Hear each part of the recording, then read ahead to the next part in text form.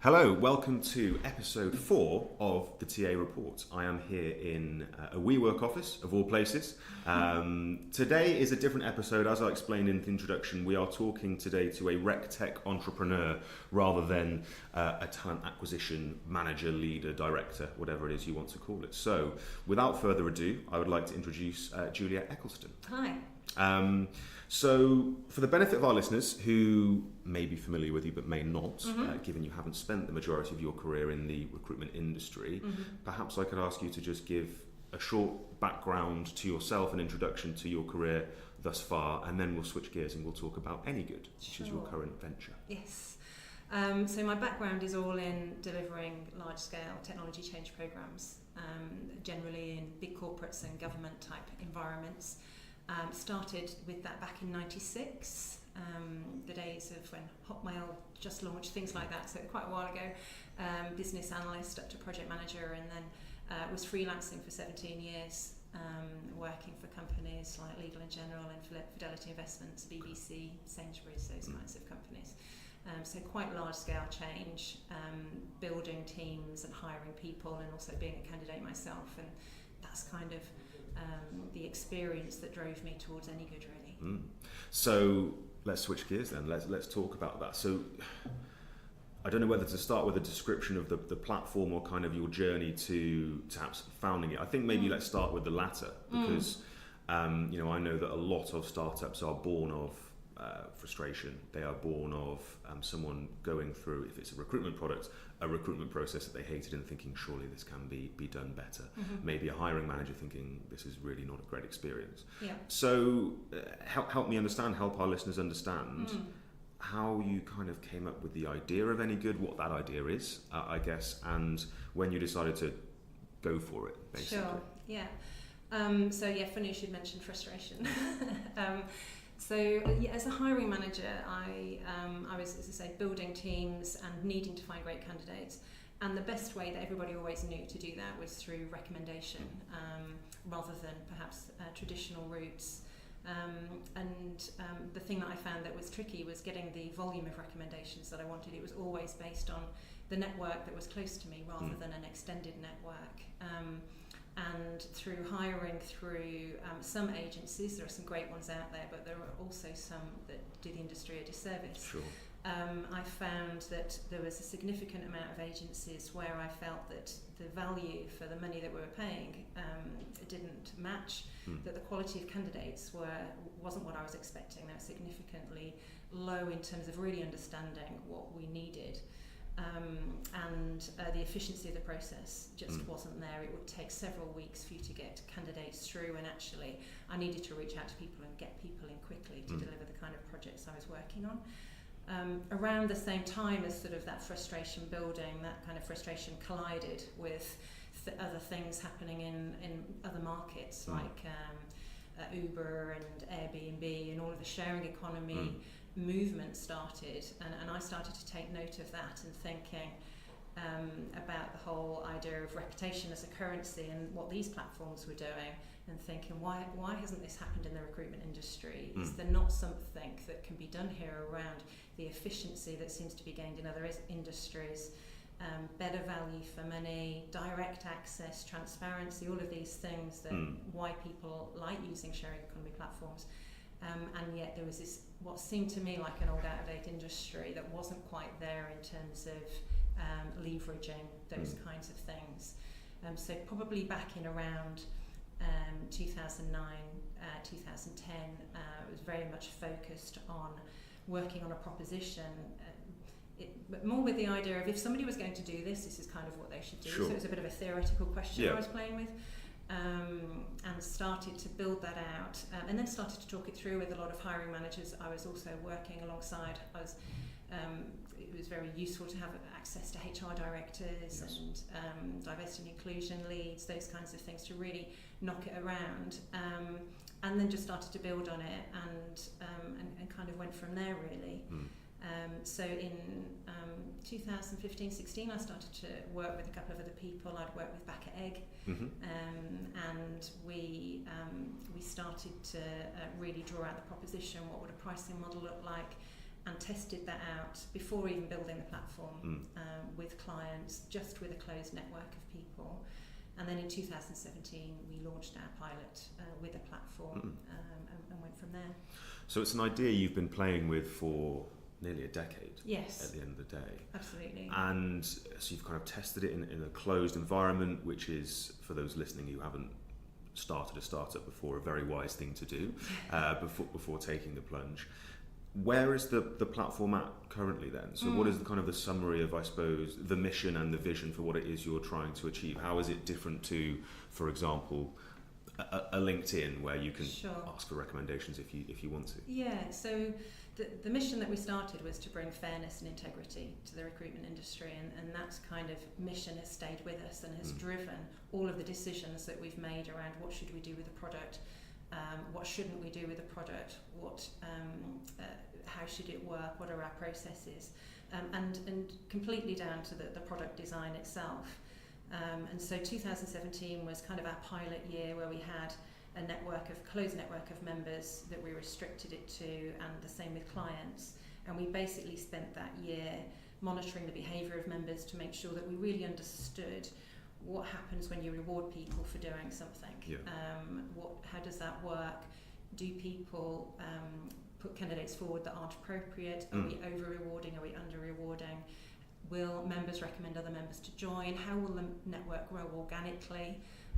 And so all of those things we learned from and refined the proposition. And then last year was our first sort of commercial year, really, where we started to get some revenues through and really working on the product based on much stronger foundations because of the amount of testing we'd done. Yeah. And in terms of how we're different, it's very much based on the principles of the sharing economy. So things like reputation as a currency.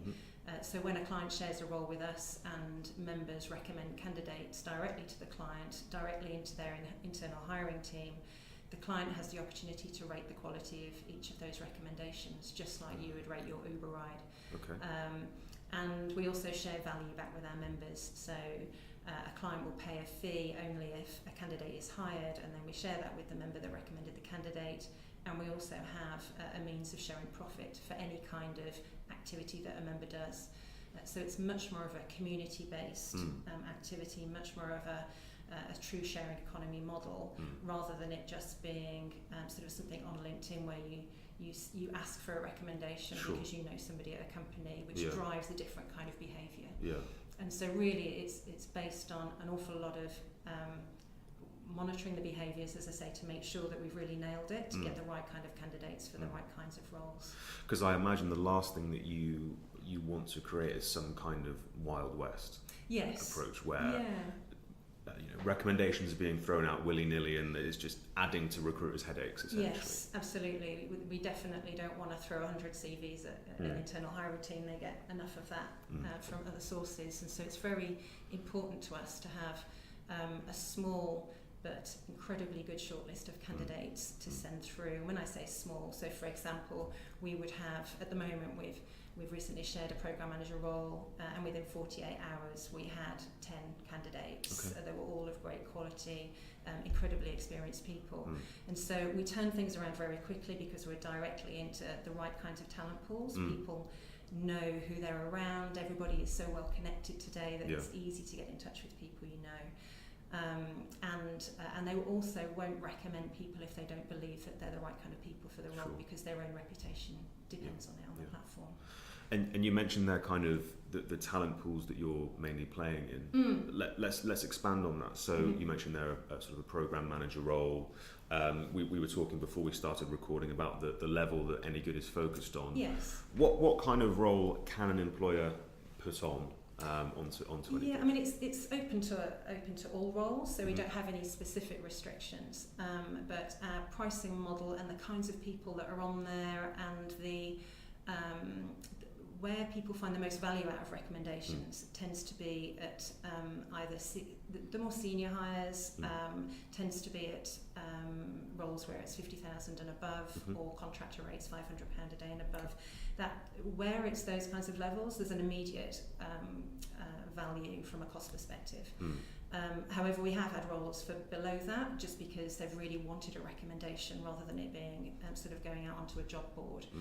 So we have had some lower grade roles as well, but purely if you were looking at it at a cost perspective, it would be anything 50,000 and above. And because we have a flat fee, the higher the role, then actually the better your cost benefit. The better value, sure.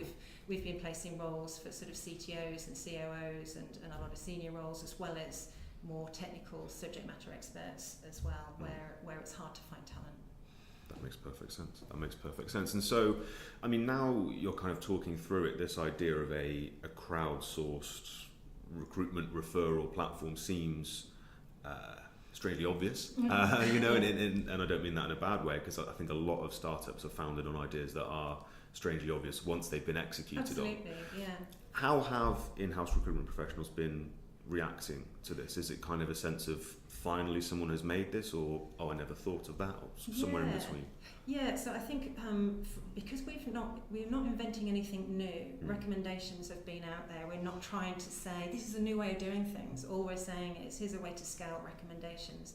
And so once we're able to have a conversation with internal hiring teams, then and they see how simple it is. I think often there's a lot of HR tech out there, a lot of HR departments have quite a tricky job at the moment with understanding what should their tech stack be, what should be included in their ecosystem, because there are so many options out there. So I think people automatically assume it's more complicated than it is. And actually, when we just say it's just recommendations at scale, it's what you're already trying to do, but we've got a platform for you. It makes it much more easy, and yeah, there's been some great case studies that we've had as a result. Because I have seen in my days as an in-house recruiter at AXA, I believe at a point they were considering implementing a tool where anyone internally could tap into their LinkedIn network and sort of recommend friends, but it was exceptionally hard to actually implement. Yes. You have a very major kind of internal comms piece there. We have to basically tell thousands of people that now exists. Yes. And it was difficult to tell whether it was going to work over the fact that people already knew they would get a reward if they actually referred someone. But whereas you're doing is kind of flipping that on its head and saying you are not dependent on the network of your internal talent. You are dependent on the network of the kind of the very curated list of users that we have built, and therefore that's more powerful, I think, for a lot of businesses in lots of ways. Yes, yeah, and we're actually not sort of restricted to our own crowd either. So moving forwards, as we go through the year, we're looking at piloting employee referrals or more talent pool referrals. So wherever companies or organisations already have a database of people that they're perhaps not accessing efficiently to recommend candidates for roles, then they will be able to port that into our database. We will be able to just use our platform as it's being used at the moment, and if those people can't find anyone, then it can tip over into our external network. So we almost end up with a crowd of crowds where there's individual crowds serving different needs depending on different clients, but ultimately also with this external network that can be utilised if their own talent pools can't find people. But it is incredibly hard to maintain engagement with talent pools, and that's one of the difficulties I think that companies have, is maintaining that interest and that communication, because if it's only ever about roles, it tends to be something that people switch off from. Whereas if that's externalised and we can manage that, then it becomes a lot easier for an internal hiring team to just receive the candidates through, because we monitor the quality. Makes perfect sense. Makes perfect sense. So, I mean, you're obviously trying to build a tool that hopefully forms a major part of many in-house recruitment teams' future HR tech stack, their ecosystem, as you put it. You probably therefore have relatively strong views on what the future of recruitment technology and recruitment functions look like.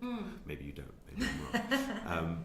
What do you think in 5 to 10 years the recruitment process looks like for a world-class in-house team? What kind of tech are they using? What different tools are they using today? Yeah, I mean, I think it won't be one thing. I think that's one of the misconceptions from a lot of people that are out there, saying that they've got the one solution that's going to knock everything else out, and all you need to use is this one thing, and your hiring problems will be solved forever.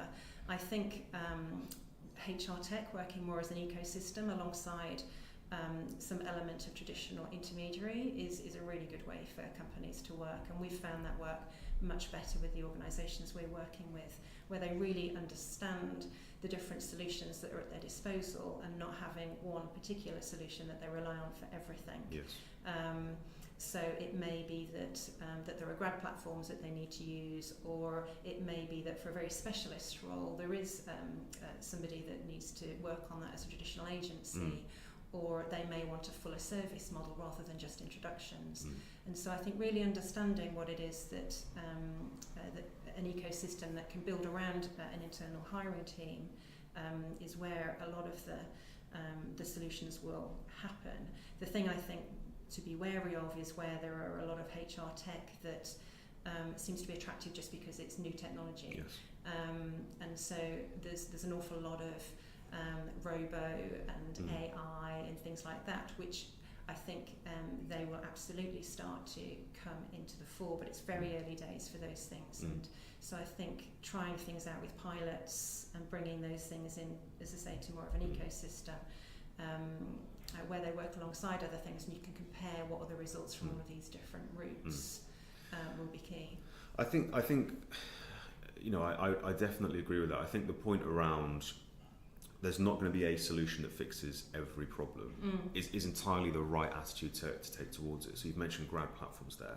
Hiring graduates is entirely different to hiring a senior executive. Yes. You may put them through similar processes in terms of an untrained eye looking or going to interviews, whatever else it is. But actually, they are fundamentally different skill sets actually from recruiters as much as anything. And for me, the big challenge for an in-house recruitment team over the course of the next 5 to 10 years is to kind of curate that list of technology tools that they use really tightly. Yes. And create candidate experiences and candidate journeys that aren't fragmented. Because I think that's where in recruitment technology people have gone wrong over the last 5 years.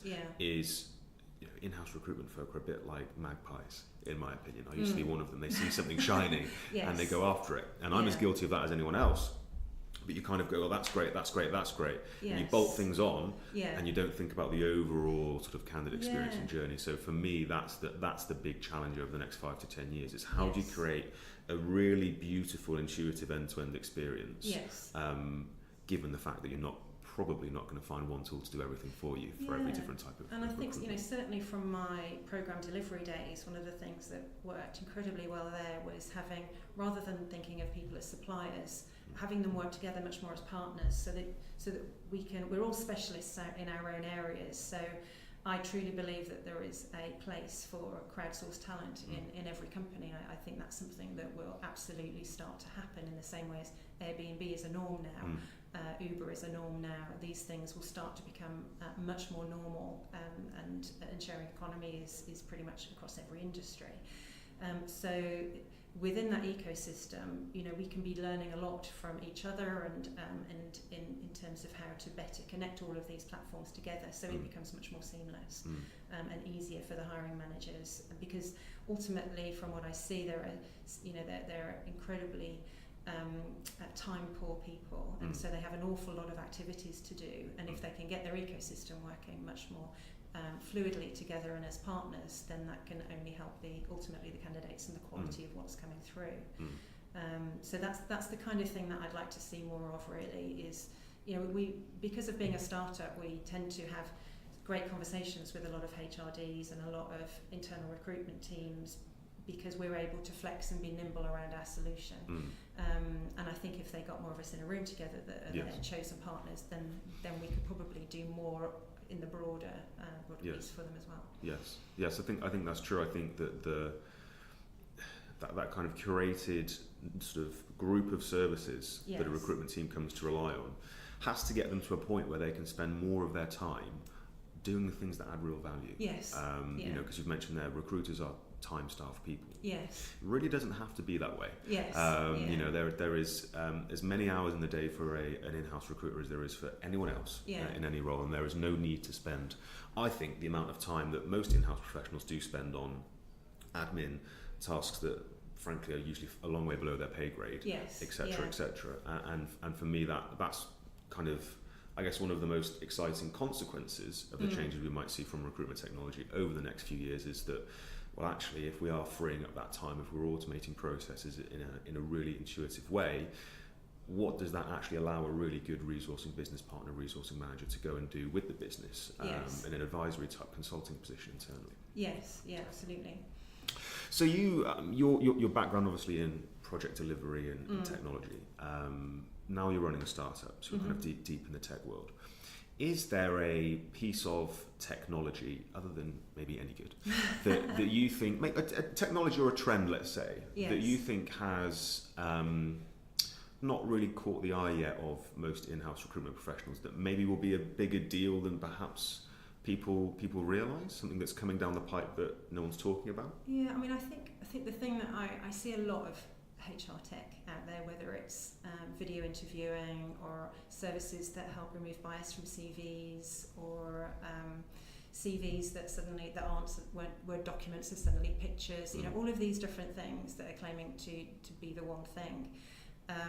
But from the work that we've done and the diverse range of people that we've worked with, I mean, we recently hosted a round table where we had an amazing group of diverse people from many different underrepresented groups, and we basically redesigned the recruitment process end to end. Okay.